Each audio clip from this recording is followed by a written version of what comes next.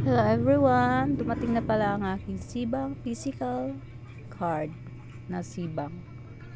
Ayan po siya. Pag nag-order kayo nito, nasa app lang nila. Tapos, 160 ang bayad nito. Free delivery na po siya. Ayan po ang aking Sibang account. Pag open ng apps, itong makikita mo. Tapos dito, merong pay transfer to bank and e-wallet.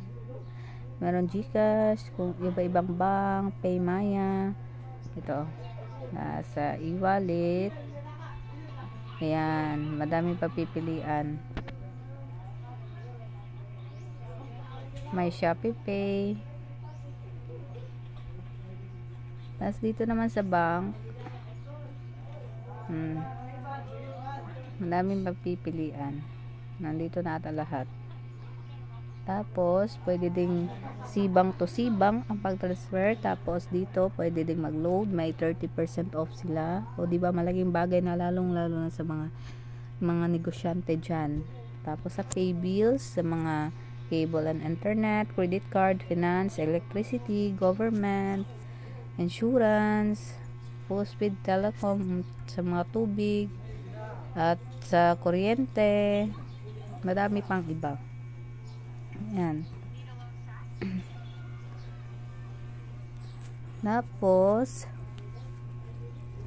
dito naman sa gift card.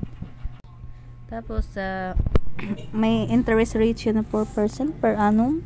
Hindi ko na alam paano i-compute yung per annum na yan. Basta sa 4,000, meron siyang interest na ayan, 0.38.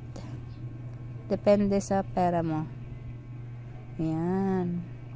Maganda to kasi may ano siya, interest rate per annum. Every day, meron siyang tubo. Lalong-lalo na pag malaki ang mo dito balance. Para syempre, depende din sa inyo kung magkano ilalagay nyo. Kasi ako mga lang. Ito lang ang kaya kong ipasok dito. Pang buy load lang to. Load.